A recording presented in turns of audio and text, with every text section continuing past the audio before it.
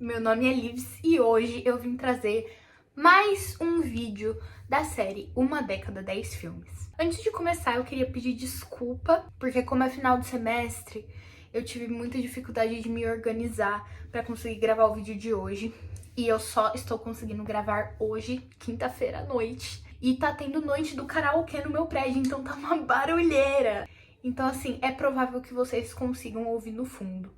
Queria me desculpar também caso esse vídeo e o último tenham ficado muito curtos. Novamente, porque estou no final do semestre e tô com muita coisa pra entregar. Então, infelizmente, não tá dando tempo de fazer vídeos maiores. Hoje a gente vai falar de década de 70, que foi a década que meus pais nasceram. E assim, se você gosta de cinema, você sabe que nessa década tem pérolas. Então, sem mais enrolações, e vamos falar de anos 70. Para 1970, temos o filme Os Aristogatas. É uma animaçãozinha da Disney bobinha, mas que eu, quando era criança, amava. Acho que até hoje eu tenho DVD. Tem uma história muito engraçada relacionada a esse filme. Teve uma época que uma amiga da minha mãe tava grávida de uma menina e a minha mãe falou que essa amiga dela tava com dificuldade de escolher nome. Aí que eu fui lá e falei, chama ela de Marie, por causa da porra da gata. E a menina tem o nome composto agora, é tipo alguma coisa Marie. Mas enfim, esse é um filme que eu gostava muito de assistir. Porque assim, a animação é muito bonitinha e são gatos. Hoje em dia eu nem lembro muito mais sobre o que é a história, mas eu lembro que a relação entre aquela família de gatinhos eu achava muito legal, eu achava muito fofo. Então, como foi um filme que me marcou muito assim, foi o que eu decidi que seria dito hoje no vídeo. Pelo amor de Deus, eu imploro para que a Disney volte a fazer a animação em 2D. Não que as 3D que eles têm sejam ruins, não são. Mas eu já falei aqui, gente, eu acho que a animação 2D tem um molho. Talvez seja por isso que eu gosto tanto de anime. Para 1971, eu vou falar rapidamente sobre Laranja Mecânica. Cara, eu vou dizer que esse filme me impactou muito quando eu assisti ele pela primeira vez. Eu devia ter o quê? Uns 15 anos. E assim, eu sabia que era um filme mais pesado. Mas aí eu assisti e eu saí meio traumatizada. Mas daí depois assisti mais vezes e eu acho um filme assim Kant. Meu professor de história do cinema, ele faz meio que... Ele fala, ai não, porque eu vou fazer o experimento da laranja mecânica em vocês e não sei o quê. Porque o povo fica muito no telefone na aula dele. E na aula dele a gente assiste muito filme. Então ele fala, não, vou fazer o experimento da laranja mecânica em vocês, pra vocês ficarem com o olho aberto e não sei o quê. Eu nunca li o livro, mas eu vi gente na internet falando que o filme é melhor do que o livro, o que é uma ocorrência rara. Mas assim, não duvido, eu acho o filme muito bom. E eu fui descobrir que tinha livro, tipo, muitos anos depois eu assisti. Mano, e aquele cara que faz o personagem principal, eu não lembro qual que é o nome do ator, nunca irão conseguir me convencer que aquilo é um moleque de 15 anos. Que porra de casting é aquele? Gente, para 1972 temos Cabaré. Se você gosta de teatro musical, você sabe do que eu tô falando. A Vivi, que é uma das minhas melhores amigas, sempre pede pra eu fazer vídeo sobre esse filme aqui no canal. Beijo, Vivi! Não estou fazendo um vídeo sobre esse filme, mas estou citando esse filme nesse vídeo. Gente, pra vocês entenderem a grandeza de Cabaré, vocês precisam assistir Cabaré. O que a Liza Minnelli fez nesse filme não tá escrito. Eu já sou fã pra caralho da Judy Garland. E aí, quando eu descobri Cabaré, eu fiquei fã pra caralho da Liza Minnelli. Então, assim, pago um pau absurdo. Todas as músicas são maravilhosas. E os vocais de todo mundo nem se fala, né? Só pegaram gente boa. Esse é um filme que eu acho muito legal pra quem é fã de teatro musical. Até porque a versão da Broadway também é maravilhosa. Mas eles não têm a Liza Minnelli. Então, assim, eu recomendo muito esse filme, de verdade. Tipo, não importa se você gosta de musical ou não. É muito bom. Pra 1973, que é o aninho que minha mames nasceu, temos O Exorcista. Falar que eu amo esse filme é falar pouco. Vocês não têm noção de como O Exorcista impactou a minha vida. De novo, eu vou falar sobre aquela exposição de terror que eu vi no MIS ano passado. Tinha uma réplica exata do quarto da Regan. E tinha uma boneca, tipo, muito perfeita, igual a ela, assim, cara. Foi incrível! Assim, hoje em dia eu meio que não suporto mais terror cristão. Vamos inventar histórias de terror com outras culturas, galera. Terror cristão no sentido de, tipo, ai, é um demônio, e aí tem que vir o padre exorcizar, e aí tem uma freira, e não sei o quê. Ter temas cristãos não é um problema em si. Até porque o meu curta, por exemplo, que eu tô fazendo na faculdade, é um curta que tem muita imagem cristã. Inclusive, se estiverem curiosos, segunda-feira sai um post das fotos que a gente tirou pra nossa Bíblia. Segue a gente lá no @aperreio de sangue no Instagram. Eu acabei de sair dessa sessão de fotos e foi babado. Mas enfim, voltando ao Exorcista. Eu adoro esse filme! Sei lá, eu acho a personagem da Regan muito cativante. E o filme todo é meio que uma metáfora pra puberdade feminina. Então eu acho esse filme babadeiro. Inclusive, eu tenho que escrever uma resenha crítica de um filme mais ou menos dessa época, assim, pra minha matéria de história do cinema.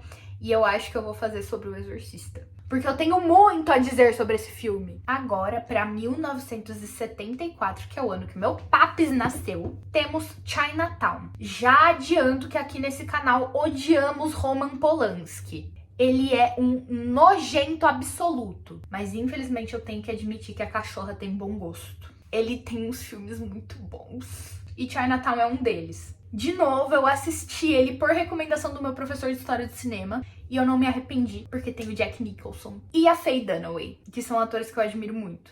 A história em si é tipo, tem essa mulher rica, socialite, que ela contrata um investigador particular pra investigar o marido dela. E aí ele se mete numas furadas lá, tipo umas furada mesmo, assim. Mas no geral é um filme que eu acho muito legal.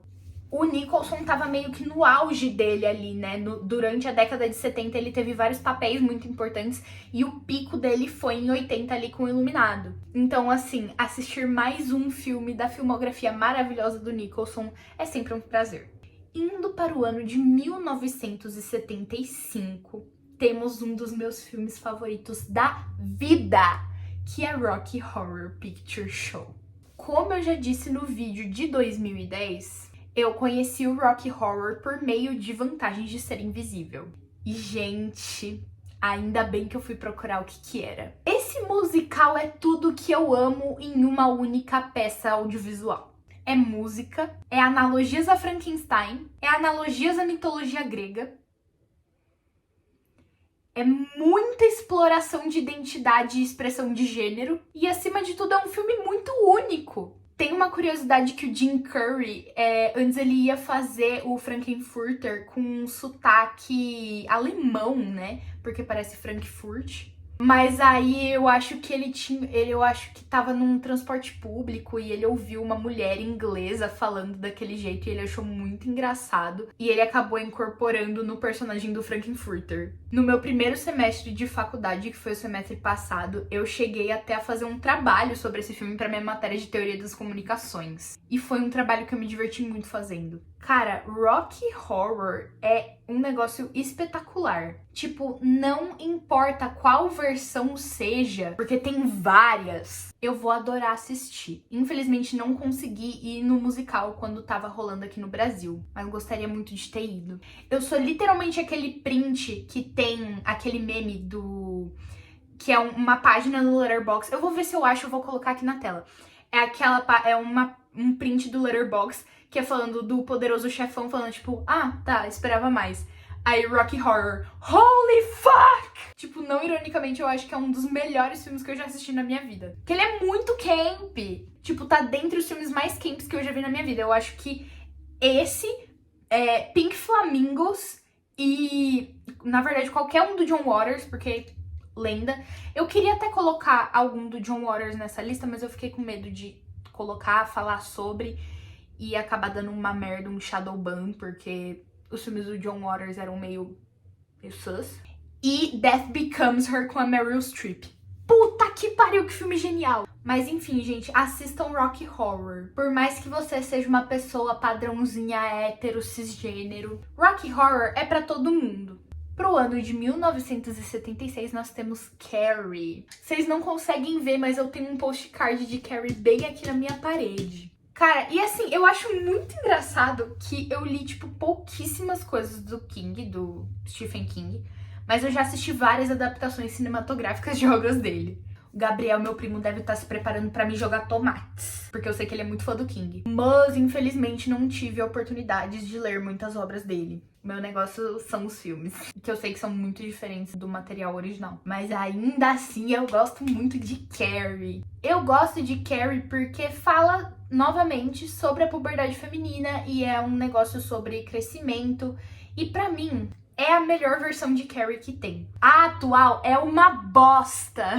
Atual, nem sei de quando que é, acho que é dos anos 2010, assim, não lembro que ano que saiu, mas é muito ruim! Mas tem uma coisa que eu aprendi com Carrie. Use xarope de milho pra fazer sangue falso, galera. Foi o que eles usaram pra fazer o sangue de porco em Carrie. Inclusive, nesse ensaio fotográfico que eu estava agora fazendo pro meu curta, a gente usou xarope de milho com corante pra ser nosso sangue falso. Outra coisa desse filme que é muito legal é da relação que existe entre a Carrie e aquela mãe tenebrosa dela. Tipo assim, aquela mulher é o capiroto. E fala também sobre interações sociais, estando na escola ainda, que é um ambiente muito complicado. Mas enfim, vou deixar de falar que senão eu vou me estender demais. E esse vídeo tem que ser curto para dar tempo de eu editar. E gente, por falar na edição, a partir desse vídeo eu não vou mais estar colocando os clipes dos filmes em cima, pelo menos nessa série, porque eu tô chegando num período de tempo em que as qualidades dos vídeos que eu estou achando são horrorosas. Então não vai tá dando muito não, porque senão meu vídeo vai upar inteiro em SD, inclusive eu achei que é isso que rolou semana passada, então eu não tô a fim de correr o risco. Pra 1977 nós temos House. Gente, eu assisti esse filme por indicação da minha diva, minha amiga Ana Júlia. Ele já tava na minha watchlist fazia um tempo, porque eu descobri que a inspiração pra primeira nota do Welcome to the Black Parade, que é aquela veio desse filme. E eu falei, eu preciso assistir, porque eu sou muito fã do My Chemical Romance. Chega logo fevereiro, eu preciso ver esses velhos. Mas enfim, já estava na minha watchlist e por indicação da Ana Júlia, eu fui assistir. Inclusive, eu ia trazer um vídeo inteiro, assim, de review sobre esse filme aqui no canal, mas acabou que não deu certo. Mas, gente, eu amei esse filme. Cara, esse filme é muito engraçado. Tipo, eu assisti ele, eu ia cobrir ele em outubro, né? Porque meio que é até considerado um clássico de terror. Mas eu não achei esse filme nada terror, eu achei ele muito, muito bonitinho, muito engraçado, na real. A relação ali entre as meninas, os efeitos visuais são muito engraçados. Então, assim, acabou que eu não trouxe ele pra outubro, mas estou trazendo ele aqui. E a musiquinha ficou grudada na minha cabeça por dias. Gente, esse filme... Gente, eu não consigo explicar. Eu não consigo explicar. Se você nunca assistiu House, assista. É muito bom. É um filme muito divertido. E por mais que seja meio de terror e tenha umas cenas meio esquisitas, assim, eu acho que dá pra assistir até com a família. Tipo, é um filme super divertido. Pra 1978 temos Grease. Eu queria muito agradecer de novo a minha irmã mais nova, porque é ela que me apresentou Grease. Eu não sei porquê a minha irmã, ela teve ao longo da vida dela umas obsessões muito específicas e Grease foi uma delas. E acabou que eu assisti Grease com a minha irmã e eu fiquei tipo, por que eu nunca tinha assistido isso antes? Porque um fun fact sobre mim é que eu gosto muito de teatro musical, mas eu não gosto muito de filmes musicais. Sei lá, tipo, eu acho que no filme meio que corta a magia, sabe? Não sei. É que eu sou uma pessoa do teatro musical, então, tipo assim, pra mim existe toda uma mágica ali no palco que no cinema não dá pra passar às vezes. Tipo, fica meio jogado, fica parecendo um flash mob do nada, sabe? Ai, não sei explicar. Então, por muito tempo eu não assisti Grease porque eu tinha meio que um preconceito, assim. E aí eu fui lá e eu assisti e eu calei a minha boca.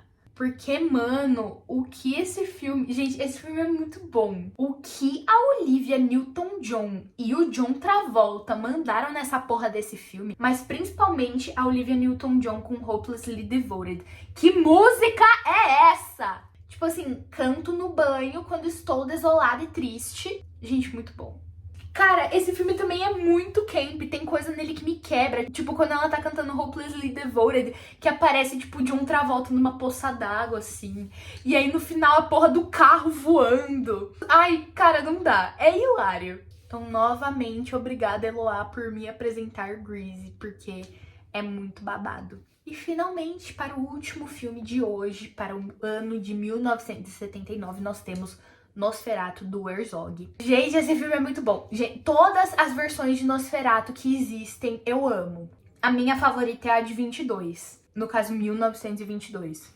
Mas eu gosto de todas as versões que existem desse filme. E a de 79 é uma delas. Eu gosto da abordagem de um Nosferatu mais melancólico e mais apaixonado que existe nesse filme. Além de que a estética dele também é maravilhosa. Não tem muito o que mudar em termos de história, até porque é uma adaptação de uma história que já existe. Mas eu gosto dessa noção que criaram pro Nosferatu ser uma criatura mais melancólica e mais apaixonada do que ele realmente é.